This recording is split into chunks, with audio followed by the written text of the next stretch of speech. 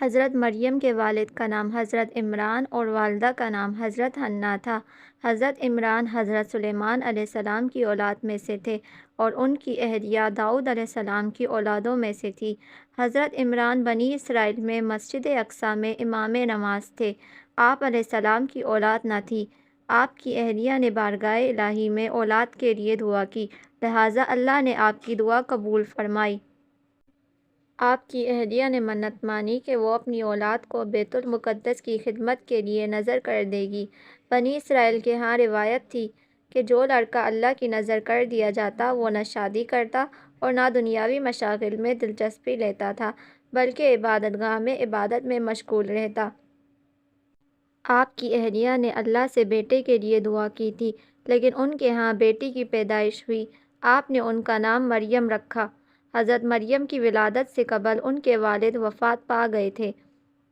آپ مسجد اقصیٰ کی خدمت کے لیے وقف کر دی گئی تھیں، اس لیے آپ کی والدہ نے آپ کو ایک کپڑے میں لپیٹ کر بیت المقدس کے علماء کے سامنے پیش کر دیا تاکہ وہ انہیں اپنی کفالت میں لے لیں، لیکن مجاورین کے درمیان اختلاف پیدا ہو گیا۔ ہر کوئی خود کو آپ کی کفالت کا زیادہ حقدار سمجھتا تھا۔ پھر یہ فیصلہ ہوا کہ مجاورین جس قلم سے توریت لکھتے ہیں اسے پانی میں چھوڑ دیں۔ جس کا قلم پانی کے بہاؤ میں بہنے کے بجائے الٹا بہے گا وہی آپ کی کفالت کا حقدار ہوگا۔ اس مقابلے میں زکریا علیہ السلام بھی شامل تھے۔ ان کی قلم کو اللہ نے پانی کے بہاؤ کے الٹا بہاؤ دیا اور وہ آپ کی کفالت کے حقدار ہو گئے۔ حضرت زکریا علیہ السلام کی بیوی حضرت مریم کی خالہ لگتی تھی، لہٰذا ان سے بہتر ان کی پرورش کوئی نہیں کر سکتا تھا۔ حضرت مریم دوسرے بچوں کی بنسبت تیزی سے بڑھتی رہیں اور جب آپ بڑی ہوئیں تو آپ کے لیے بیت المقدس میں ایک کمرہ مخصوص کر دیا گیا۔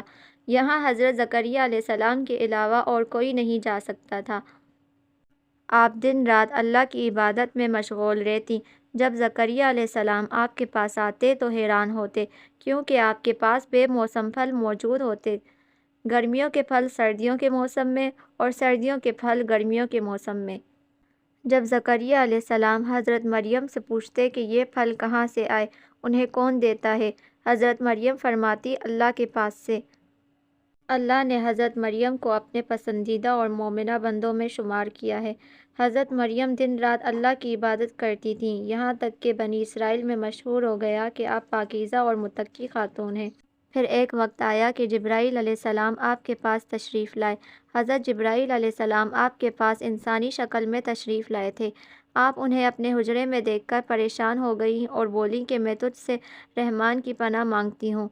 حضرت جبرائیل علیہ السلام نے آپ کو تسلی دیتے ہوئے اور پیغام الہی سے باخبر کرتے ہوئے فرمایا کہ میں تو تیرے رب کا فرشتہ ہوں اور آپ کو ایک پاکیزہ اور مبارک و مسعود بچے کی ولادت کی خوشخبری دینے آیا ہوں۔ حضرت مریم کو انتہائی تعجب ہوا اور بولیں کہ یہ کیسے ممکن ہے؟ مجھے کسی آدمی نے چھوا تک نہیں اور نہ میں کوئی بدکار عورت ہوں۔ فرشتے نے کہا، اس سے پہلے اللہ تعالیٰ حضرت آدم کو ماں اور باپ دونوں کے بغیر پیدا فرما چکا ہے اور حضرت حوا کو صرف مرد کے وجود سے پیدا فرمایا گیا۔ حضرت مریم جب حاملہ ہوئیں تو یہ خبر بنی اسرائیل میں عام ہو گئی۔ اس پر بہت سے لوگوں نے حضرت زکریا کے گھر آنا جانا بند کر دیا اور الزام و بہتان لگانے لگے۔ حضرت مریم بیت المقدس سے نکل کر دور ایک مقام پر جا ٹھہریں۔ آپ اس مقام پر تنہا رہ رہی تھیں۔ جب درد ذر شروع ہوا تو آپ نے ایک درخت کا سہارا لیا اور نیچے بیٹھ گئیں۔ درد سے بے چین اور بدنامی کا خیال، آخر گھبرا کر کہنے لگیں کہ کاش میں پہلے ہی مر گئی ہوتی اور بولی بصری ہو گئی ہوتی۔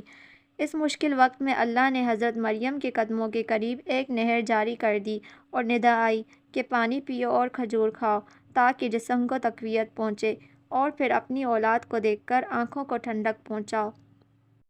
اسلام آنے سے پہلے بولنے کا روزہ رکھنا عبادت میں شمار کیا جاتا تھا، یعنی صبح سے رات تک کسی سے بات نہ کرتے۔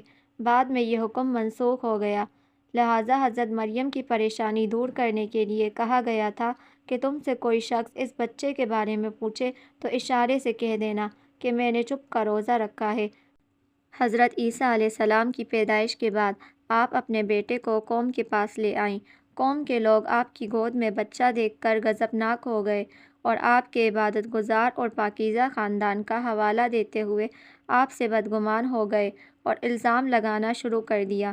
جب حالات بہت تنگ ہو گئے تب حضرت مریم نے بچے کی طرف اشارہ کرتے ہوئے کہا کہ اس بچے سے بات کر لو، تمہیں تمہارے سوالات کے جواب مل جائیں گے۔ سرکش لوگوں نے کہا، بھلا یہ دودھ پیتا بچہ ہمارے سوالوں کے جواب کیسے دے گا؟ اچانک عیسیٰ علیہ السلام نے بولنا شروع کر دیا اور فرمایا کہ بے شک میں اللہ کا بندہ ہوں، مجھے اس نے کتاب دی ہے اور نبی بنایا ہے اور بابرکت بنایا ہے جہاں کے لیے، اور مجھے نماز اور زکوٰۃ کی وصیت کی ہے جب تک میں زندہ ہوں، اپنی ماں کے ساتھ نیکی کرنے والا، اور مجھے سرکش اور بدبخت نہیں بنایا، اور سلامتی ہے جس دن میں پیدا ہوا اور جس دن مروں گا اور جس دن زندہ کر کے اٹھایا جاؤں گا۔ اس کے بعد حضرت مریم حضرت عیسیٰ علیہ السلام کو لے کر چلی گئیں۔ جب حضرت عیسیٰ علیہ السلام کی عمر 13 سال ہوئی تو بیت المقدس واپس آ گئیں۔ روایتوں میں حضرت مریم کی تاریخ وفات 35 عیسوی اور عمر 51 سال لکھی گئی ہے۔ آپ وہ واحد خاتون ہیں جن کا نام قرآن مجید میں موجود ہے۔